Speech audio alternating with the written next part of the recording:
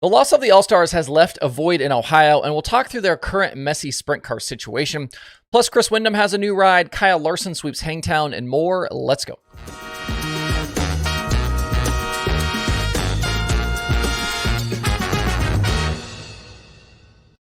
It's Monday, November 20th. I'm Justin Fiedler. This is DIRTRACKR Daily.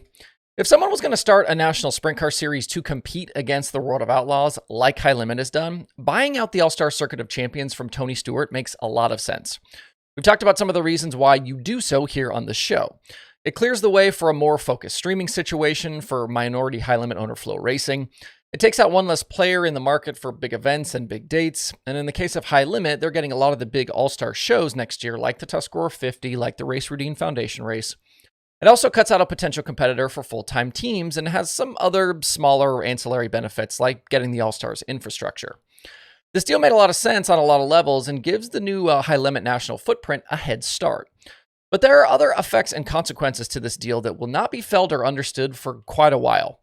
A big part of that is the hole left in the regional sprint car landscape, especially around Ohio. The All-Stars had certainly expanded beyond that Ohio area, but there were still well-paying shows that the Ohio guys could hit up a bunch of times a season with the All-Stars.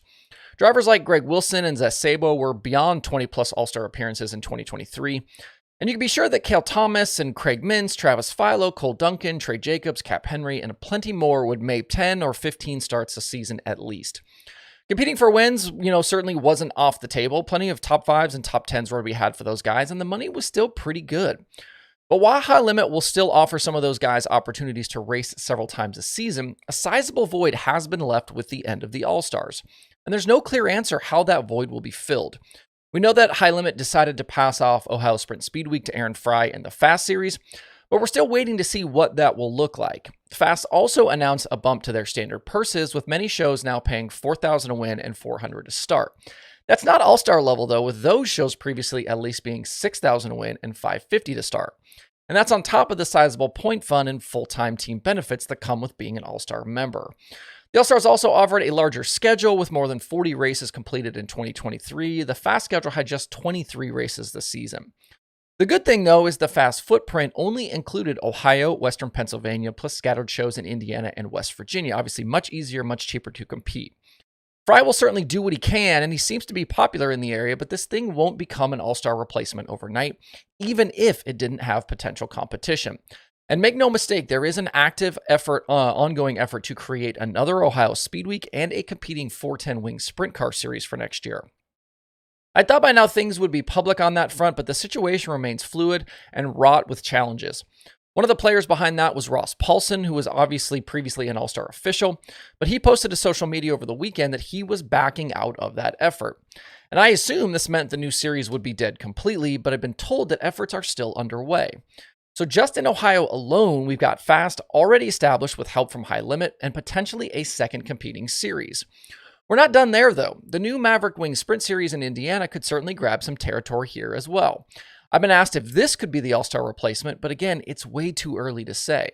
They ran one show in 2023. They've announced a mini speed week for 2024, but full plans and full schedule are still in the works.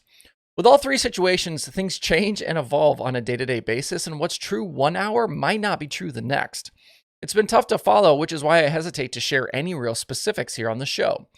We also know that World Racing Group's Brian Carter has talked previously about wanting to support regional sprint car racing with the All-Stars done, and they could be a factor in some of this as well. Maybe not in an ownership role, but definitely with support and streaming.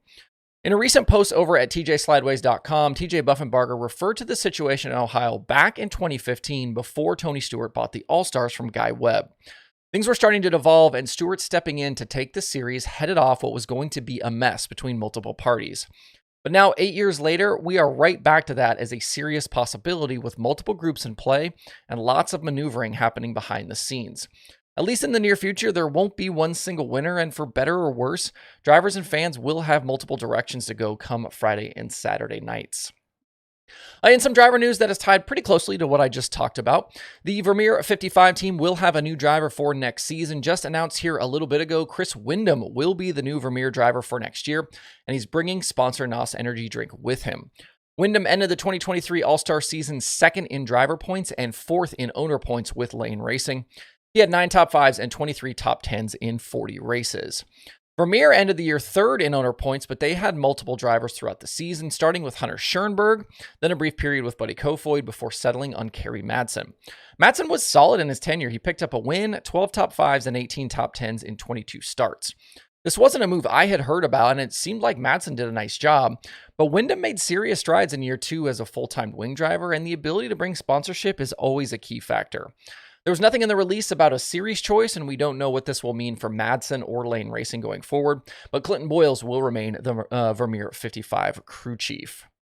I've got a couple of other news items I didn't get to yesterday, but that I still wanted to share here on the show. First, as reported by TJ Slideways, Butler Motor Speedway in Michigan will have their Mace Thomas Classic on June 1st next year be a high-limit sprint car show. The track's promoter shared the news during their season-ending banquet, and the show will pay $12,000 to win. A year ago, Butler hosted the All-Stars in August, with Tyler Courtney picking up that victory over Kerry Madsen and Chris Windom. The Mace Thomas Classic itself was previously held at I-96 Speedway. Before 2023, the All-Stars hadn't been to Butler since 2016, and it was previously a regular stop for the series. The last World of Outlaws event at Butler was way back in 2006. Besides weekly action, Butler has also hosted the Great Lakes Super Sprints and the Summer Nationals in recent years.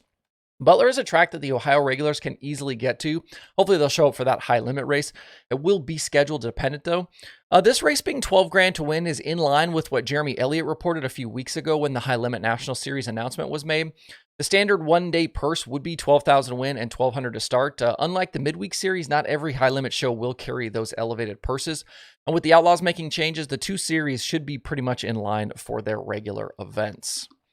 Also, Super Dirt Week will look a little different in 2024. Instead of running the 200-lapper for the big blocks on Sunday afternoon and evening, action will move up a day in October next year. Now that main event will be run under the lights on Saturday. That's October 12th in 2024. The reaction from the fans on the announcement looked to be mostly positive, and it should allow a little more wiggle room with Sunday available as a rain date. Every year, it seems like some part of Super Dirt Week is affected by wet weather. Out in California on Sunday, Kyle Larson made it a Hangtown 100 sweep, winning both the prelim night feature back on Friday and last night's 100-lap main event. The race had 5 different leaders, with Ryan Timms, Mitchell Moles, Justin Grant, Logan Seavey, and Larson all taking turns out front.